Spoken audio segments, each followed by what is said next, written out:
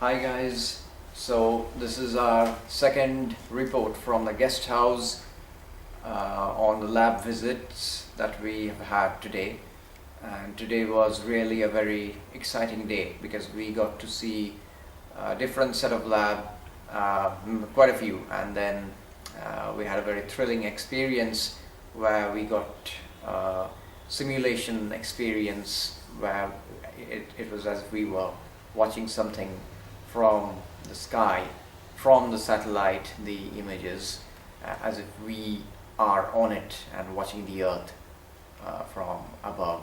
So all of this would be told by this brilliant student over here, and again he has been asking some very interesting questions which has really made Navanalanda quite proud, because I've had quite a few of the organizing team members come and tell me that, well, he has been asking quite a few interesting questions and that he's very talented, so we are really quite proud to have him in our school.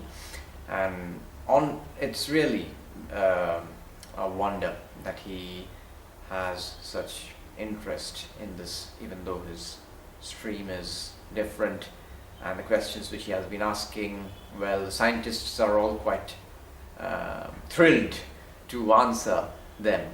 And now I'll go over to Audithro to discuss the lab visits and what he remembers of it. So first we went to the remote sensing area, clean room. So there in the MRACA clean room we were told about different sorts of remote sensing technologies, and they said that there are two types of remote sensing: optical remote sensing and microwave. And another thing was that in the microwave remote sensing technology there was another two subpart. One was airborne and another was spaceborne. And they said about the microwave remote sensing imaging that while it is in the space, those spaceborne, mainly it's suitable for the thermovac thermovac situations. So, but for the airborne, it is not suited for the thermovac condition, but it is suitable for the earthly climate and weather conditions. So they are told us, why do we need this microwave remote sensing? Why do we need this? So they say that while taking pictures from satellite, there at first used to be some sort of disturbances due to clouds and cyclones, and also due to change of sunlight on the earth. So they couldn't take day and night images. Say they could only take the day images, and that too in a clear sky, devoid of any cloud.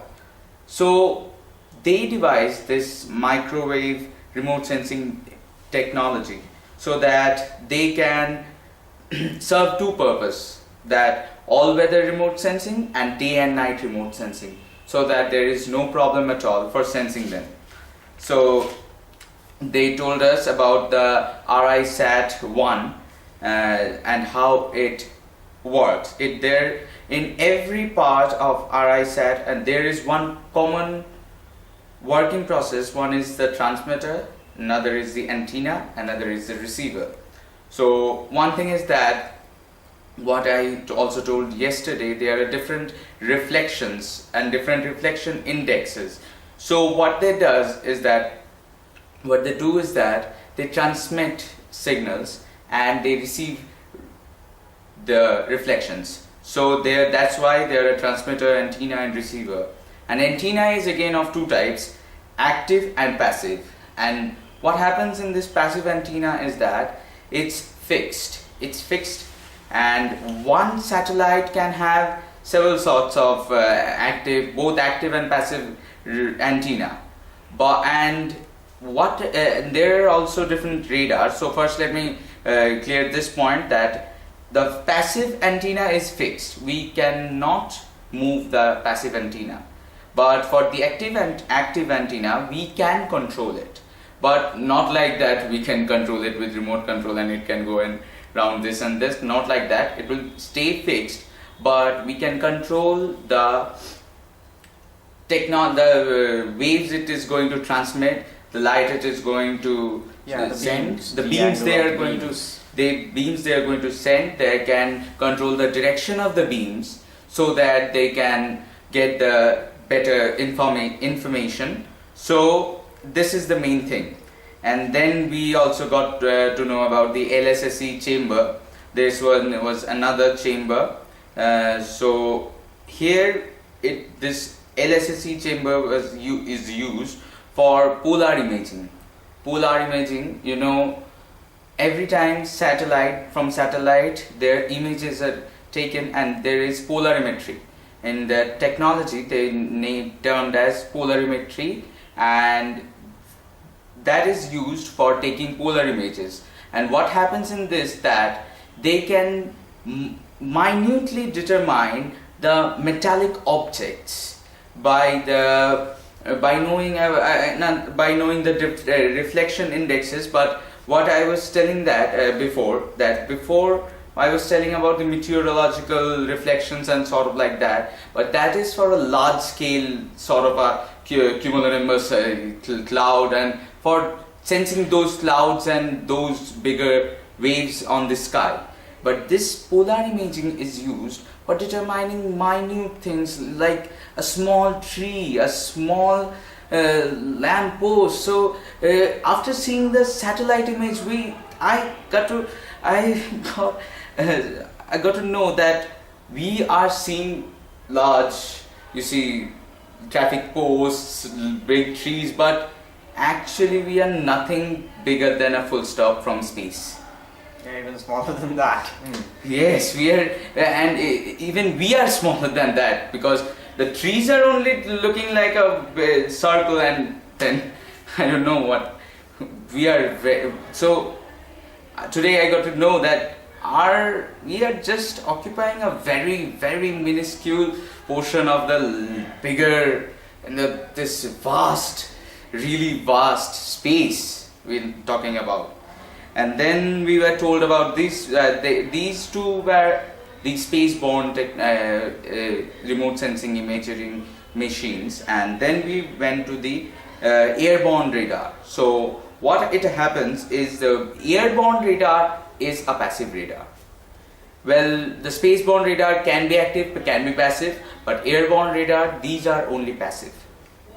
So what happens is that there is a 6x2 antenna inside that, and this is not any radio antenna. So let me tell you that this antenna looks like a rectangular board.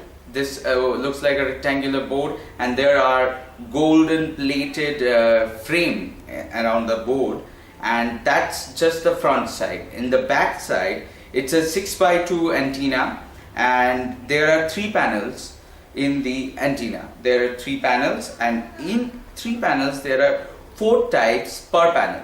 There are 4 parts again divided into 4 parts, 3 panels. So these 4 parts are has 24 modules, and so I'm not you won't be able to understand if you don't get to see the images, but I can tell that those 24 modules are like, you must see that we in our computer, in our mobiles, in our TV sets, we have a larger disk, a disk, and upon that disk small wires are attached.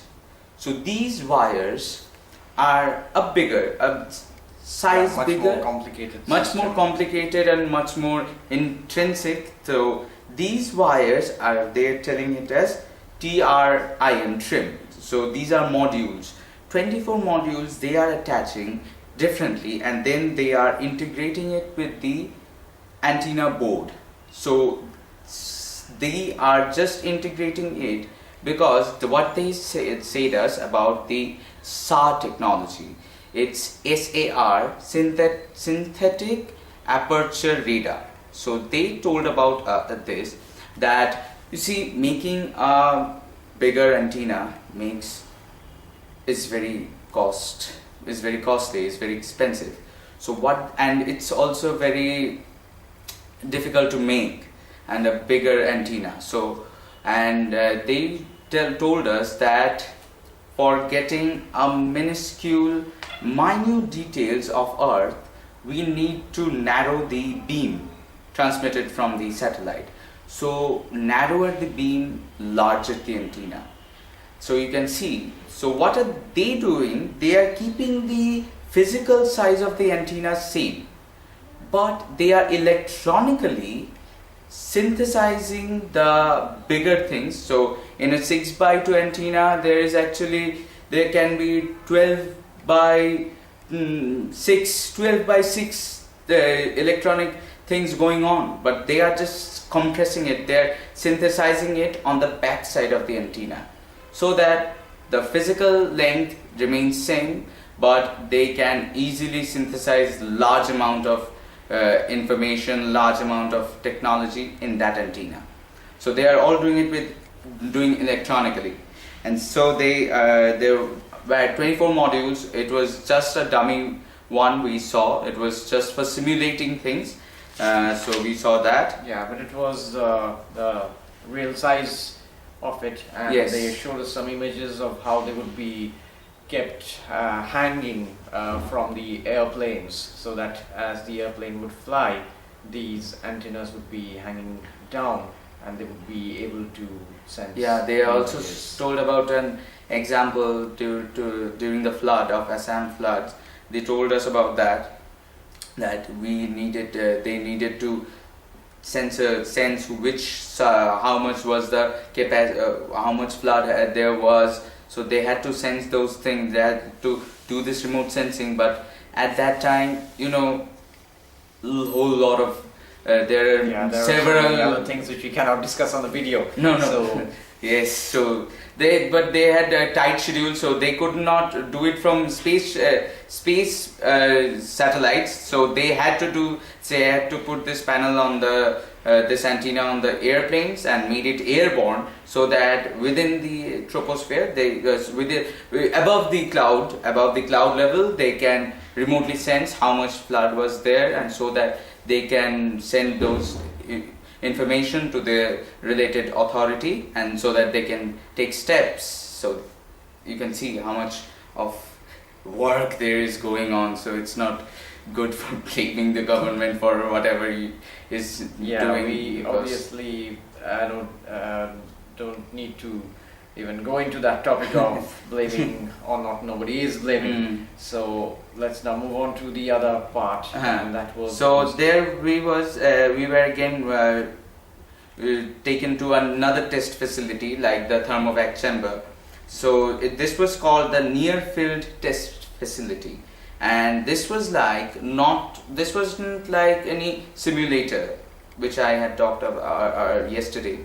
That thermovac chamber, it simulated a near space situation, but this one is like a scanner. This near field test facility is a scanner. It's like a graph full of microwave absorbers.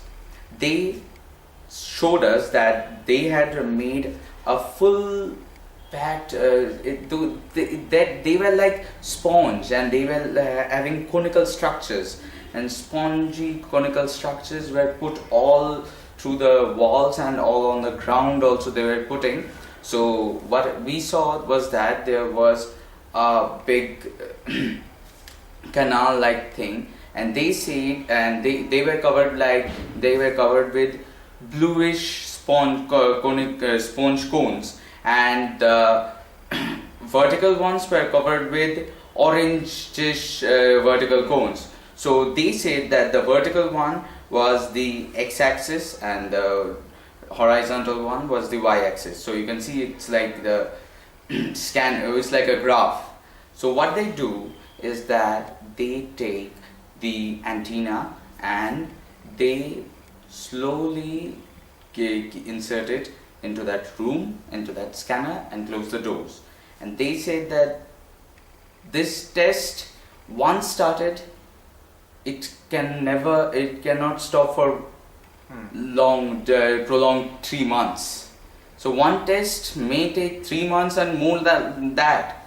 So, and every time they say that while the scanner is going on, every time there are shifts divided, they all need to go there, and they need to track every time what they are scanning, how they are doing the thing. Yes, so basically what happens is they detect, they absorb the radiations which would be so no coming out. yes, this The test what is particle it done, structures. that I told you about the transmitter and receiving thing. So there is a scanner. So what the scanner does is that it sends and receives and transmits from vice versa. Once a signal is transmitted from the antenna to the scanner and it receives it, then again the scanner sends another beam or signal to the antenna, and then antenna receives it. So it's basically what they're trying to do is they are trying to sense that can the antenna transmit and receive the signals from other things also. So they are just simulating this much portion, not the whole outer space thing. So then we were shown about this. There is a project ongoing with NASA. They showed it that in NISR, it's NISR, they showed it, and it is again one airborne module they showed us. So in this module there are two bands they're using, bandwidth band, the L band and S band. They are using this technology, the dual band technology they are using. They think that by completing this project, they will get to understand one of the features is that they can track the glacial movements, even every minuscule movement of glacier. They can track that, and they can sense how much water is melting away from the polar ice caps. So you can see that NISR will help us to track global warming. So this is just one of the reasons they could tell about only us, Or about they it decided to us, disclose. because they couldn't tell, and we also had time restrictions. Yeah, and this is in collaboration with NASA. So it's really quite great that NASA and ISRO, they are collaborated together on this project. So it just shows how much ISRO has progressed since NASA has decided to have faith in us. And so many scientists are Indians and they're working with NASA. Naturally, you can understand the level of brilliancy of the Indian scientists. So such future collaboration will really help bridge the gap between the two nations, and it will simply take humanity to a bigger level. Great new height. Yeah, and talking about heights, so after that we saw another room, so it's called Passive. No, And the Chandrayaan 2. yeah, Chandrayaan 2, yeah. Chandrayaan 2, we also knew about that. We also could. Yeah, but that was also yesterday. done yesterday. Yesterday we talked about the orbiter one, and this time we were shown about the lander project. We were shown they're simulating first the lander project. So they are thinking that there are water ice caps. They are trying to find out those things with this lander mission with Chandrayaan 2. Hope India was the first planet to find out water on moon. So I hope this time also India will be the first one to see the water ice caps on moon. So we can hope these things. After all, ISRO is a great organization. And then from there we were taken to Passive, another lab. So there it was, I think there was 12 screens all joined together on a 120-degree bent projector. So there were 12 computer screens, so 12 computer screens on this projector. So what it does is that it visually analyzes data collected from the satellite, and they does it on the demand of anyone who are, Yeah. what we are demanding, what they are being ordered. They just take that data from the satellite, they take that satellite image, and in a bigger, larger scale, in a larger medium, they visually analyze the data.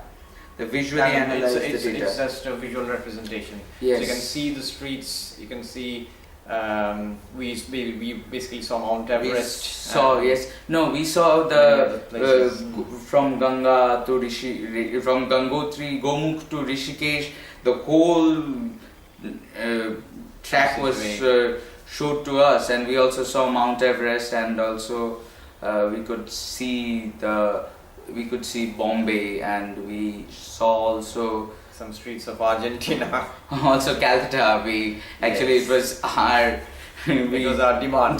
to show Calcutta. They showed different, and they also showed that for different demands they use different resolution technology, and each resolution, the smaller the resolution, the clearer the picture. So they showed us that, and The bigger the resolution, the no, yes. bigger the resolution, not clear. Clarity is not there. No, the bigger the No, resolution, the more they say clearer. that one dot is 1 meter per 1 by 1 meter Yes, the data. resolution would be as per the Hmm. bigger the resolution, the clearer the image. Because if it Yes, is yes. of a high resolution, then you can Yes, distinguish so- the objects Hmm. much better. So they So said smaller about this. resolution cannot be broken down so easily.